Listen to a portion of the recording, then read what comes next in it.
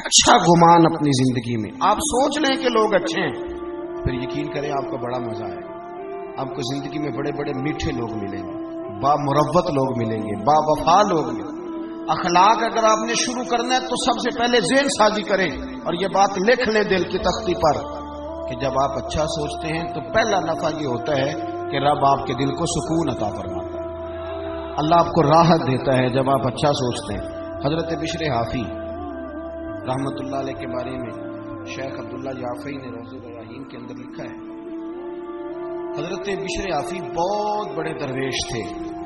آپ کو پتہ نا آج کل لوگوں کو کامل پیر بھی نہیں ملتا. تو میں نے ایک دن کہا تھا، میں نے کہا 3 بندوں کا پیر کوئی نہیں ہوتا. ایک جو چودھری صاحب ہوتے ہیں ان کا بھی پیر کوئی نہیں ہوتا، اور ایک جن کی جیب میں پیسے زیادہ آ جائیں ان کا بھی پیر ہے. ناراض ہو گیا آپ. اور تیسرا جو آدمی کو 4 ڈگریاں لے لینا، چاہے سیپلیوں میں بھی یہ کر لے، اس کا بھی پیر کوئی نہیں ہوتا. اس کا بھی تھرمامیٹر تگڑا ہو جاتا ہے. وہ درس نظامی کے عالم سے آ کے پوچھتا ہے آپ کی تعلیم کتنی ہے؟ وہ کہتے ہیں جی میں نے درس نظامی. نہیں وہ تو ٹھیک ہے، تعلیم کتنی ہے؟ تو تم نے تو 3 سیپلیوں میں بھی یہ کیا ہے. اللہ کے فضل سے مدارس اسلامیہ کے چوتھے سال کا بچہ وہ کسی ماسٹر ڈگری والے کو قریب پھٹکنے نہیں دیتے. کیا سمجھتے ہیں ٹسٹ تے پکڑا کوار گندل اسی اور بھی بوٹیاں جاننے ہیں. یہ تو ہم نے بچوں کو سمجھایا ہوا ہے کہ آپ کی زبان سے میٹھے جملے ہی اچھے لگیں گے. آپ میری بات پر توجہ کریں. حضرت بشر حافی بہت بڑے شیخ تھے. امام احمد بن حنبل جیسے لوگ ان کی عزت کرتے، توقیر کرتے، اکرام کرتے، ان کی محفل نور کی حاضری دیتے.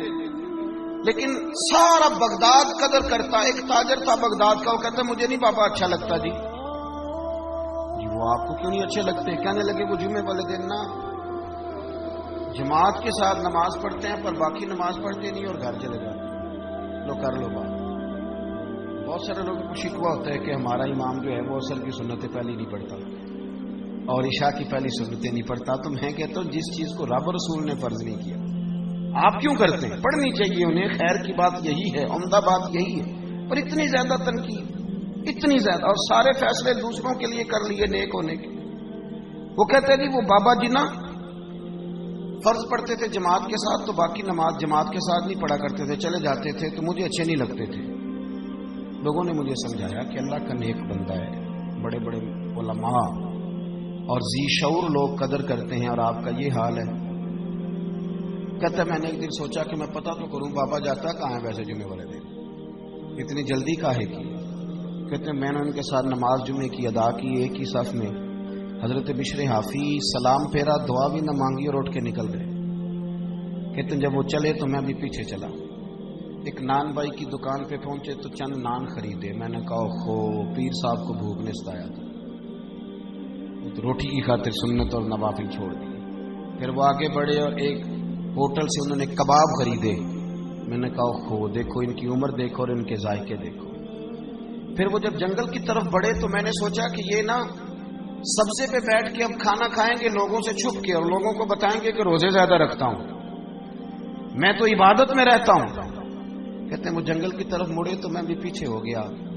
چلتے چلتے نا حیران میں تب ہوا جب ایک جھونپڑی آئی. اس جھونپڑی کا دروازہ باہر سے بند تھا.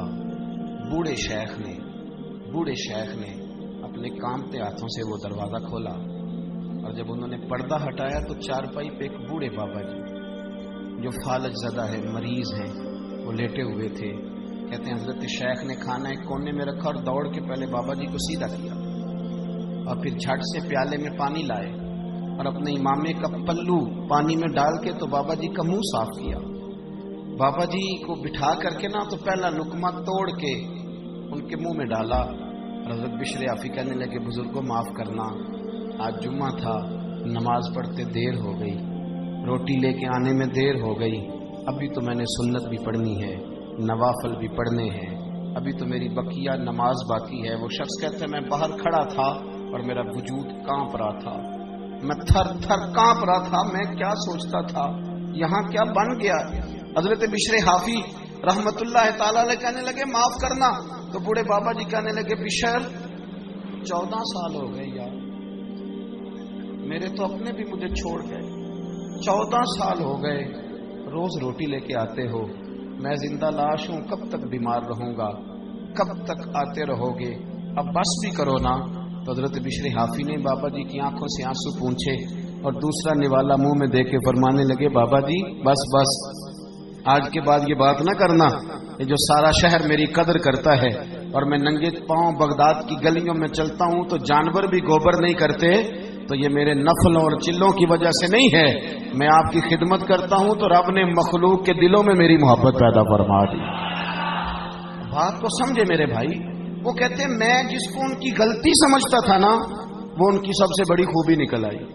اور میاں کچھ تو مجبوریاں رہی ہوں گی، یوں ہی کوئی بے وفا نہیں ہوتا، کچھ تو مجبوریاں رہی ہوں گی، یوں ہی کوئی ہم نے تو ہر شخص کے بارے میں، آپ یقین کریں ہر شخص کے بارے میں جس کی بھی بات چھیڑے نا، جس کی بھی لوگ کوئی نہ کوئی کہانی سنا دیتے ہیں، کہتے ہیں آپ کو نہیں پتا میں بتاتا ہوں۔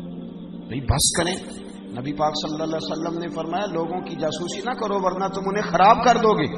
اچھا گمان پیدا کریں زندگی میں، اچھی سوچوں کو فروغ دیں، اور اگر کوئی کسی کے بارے میں بات کرنے لگے تو اسے تھوڑی دیر کے لیے روکیں، اس لیے کہ حضور صلی اللہ علیہ وسلم نے فرمایا اگر تم نے کسی کو اس جگہ رسوا کیا، اس جگہ رسوا کیا جہاں اس کی عزت کی جا رہی تھی، تو تمہیں بھی رب اس جگہ رسوا کر دے گا جہاں تمہاری عزت کی جاتی ہے۔ تو پہلی بات یہ کہ اچھا سوچیں، اچھا سوچیں، ہمیشہ اچھا گمان کریں، اچھا لب و لہجہ اختیار کریں۔ اور میں مذہبی تنظیموں کے کارکنوں سے اکثر گزارش کرتا رہتا ہوں، خدا را دوسرے کو بھی ماننا سیکھیں، دوسرے کو بھی برداشت کرنا سیکھیں۔ اگر آپ یہ کہہ دیں گے کہ میں ٹھیک ہوں اور میری جماعت کا لیڈر ٹھیک ہے اور باقی سارے غلط ہیں، تو اللہ کے رسول صلی اللہ علیہ وسلم نے تو فرمایا میری امت کبھی گمراہی پہ جمع ہی نہیں ہوگی۔ تو آپ نے اتنے لوگ گمراہ کر دیے، نے سوچا ہی نہیں۔ تھوڑا برداشت، تھوڑا اپنے اندر حوصلہ، تھوڑا اچھا پن، تھوڑی اچھی سوچیں۔ دوسری بات جس اخلاق کی آج بڑی زیادہ ضرورت ہے، بڑی زیادہ، وہ یہ ہے کہ خودداری اور عزت نفس پیدا کریں۔ ہمارے ہاں نا مفت خوروں کی لائنیں لمبی ہوتی جا رہی ہیں، فارغ بیٹھنے والوں کا مزاج بڑھتا چلا جا رہا ہے، دوسروں کے پیسوں پہ کاروبار کرنا ہے، دوسروں کے پیسوں پہ زندہ رہنا ہے، یہ مزاج بنتا جا رہا ہے۔ چندہ لینے والی جماعتیں اتنی زیادہ ہو گئیں، ٹیمیں اتنی زیادہ ہو گئیں کہ بہت سارے لوگ اب ویسے ہی اس بات سے نالاں ہیں، وہ ہر لینے والے کو اداکار اور فنکار سمجھتے ہیں۔ ملت کے جوان فارغ گھومتے ہیں، ہر وقت سوچتے ہیں کہ اگر میرا برطانیہ والا ماموں مہربان ہو جائے تو پھر میرا کام بن جائے، اگر امریکہ والی پھپھو کبھی راضی ہو جائے نا پھر میں بن۔ سہارے ڈھونڈتے ہیں۔ قرآن مجید نے اصحاب صفا کی تعریف کی، یہ کہا کہ وہ بڑے غریب لوگ تھے، لیکن فرمایا لا یسألون الناس الحافا، وہ کبھی بھی لپٹ لپٹ کر سوال نہیں کرتے، اپنی خودداری کو بچا کے رکھتے، بچا کے۔ حضرت حکیم بن حزام رضی اللہ تعالیٰ عنہ فرماتے ہیں میں نبی پاک صلی اللہ علیہ وسلم کی خدمت میں حاضر تھا اور ہم 8-9 صحابہ حاضر تھے۔ حضور نے فرمایا میرے ہاتھ پہ بیعت کرو۔ یا رسول اللہ صلی اللہ علیہ وسلم ہم تو بیعت کر چکے۔ حضور نے پھر فرمایا بیعت کرو۔ حضور ہم تو بیعت کر چکے۔ تیسری دفعہ فرمایا بیعت کرو۔ یا رسول اللہ کس بات پر؟ فرمایا میرے ہاتھ پر بیعت کرو، کسی دنیا دار سے سوال نہیں کرو، کسی سیٹھ نواب سے سوال، ہاں اپنی مٹی پہ چلنے کا سلیقہ سیکھو، کسی کے سنگ مرمر پہ چلو گے تو پھسل جاؤ گے۔ چھوڑیں ہاتھ پھیلانا، چھوڑیں۔ ہر وقت انسان یہی سوچتا رہے کہ فلاں سیٹھ راضی ہو گیا تو کام بن گیا، جھوٹ بولنا، خوشامدیں کرنا، دنیا داری کرنا، اس چکر سے باہر آئیں۔ جب کوئی میرے نام پہ چندہ مانگنے نکلے گا کہ میاں عصمت صاحب آپ نے مولانا صاحب بلائے ہیں تو سنا ہے کہ آپ کو 40,000 روپیہ بھی دینا ہے، اور اس نام پہ جب چندہ اکٹھا ہوگا تو میری بات کا کوئی خاک اثر لے گا؟ وہ کہے گا حضرت تو کام لگے ہوئے ہیں، تو کاروبار کے لیے نکلے ہوئے ہیں معاذ اللہ۔ خدا ہر چیز کے اندر تھوڑا خودداری کا فیل، تھوڑا عزت نفس کا خیال کرے۔ دنیا میں امیر آدمی کون ہوتا ہے؟ جو زیادہ مالدار ہو؟ نہ بھائی، امیر تو وہ ہوتا ہے کہ جو رب نے اسے دیا ہو پھر اس پر اسے قناعت بھی حاصل ہو۔ مسند امام احمد بن حنبل میں نبی پاک صلی اللہ علیہ وسلم سے حضرت انس بن مالک نے پوچھا حضور ذلت کیا ہے؟ فرمایا لالچ نہ کرنا، ذلیل ہو جائے گا۔ عرض کی حضور عزت کیا ہے؟ عزت کیا ہے؟ عزت کیا ہے؟ اللہ کے رسول نے فرمایا جو رب نے تجھے دیا ہے نا، جو رب نے تجھے دیا ہے اس پہ راضی ہو جا، اللہ تجھے عزت عطا فرما دے گا۔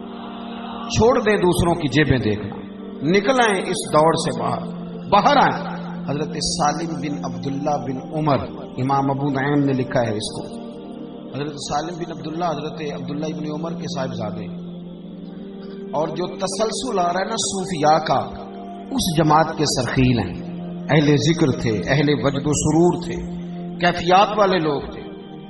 حضرت سالم بن عبداللہ رضی اللہ تعالیٰ عنہ طواف کعبہ کے لیے تشریف لے گئے حرم مکہ میں، تو طواف آپ فرما رہے تھے تو اللہ تعالیٰ اپنے نیک بندوں کی محبت لوگوں کے دلوں میں ڈال دیتا ہے، لوگ دور دور سے آتے، آپ کی دست بوسی کرتے، دعا کراتے۔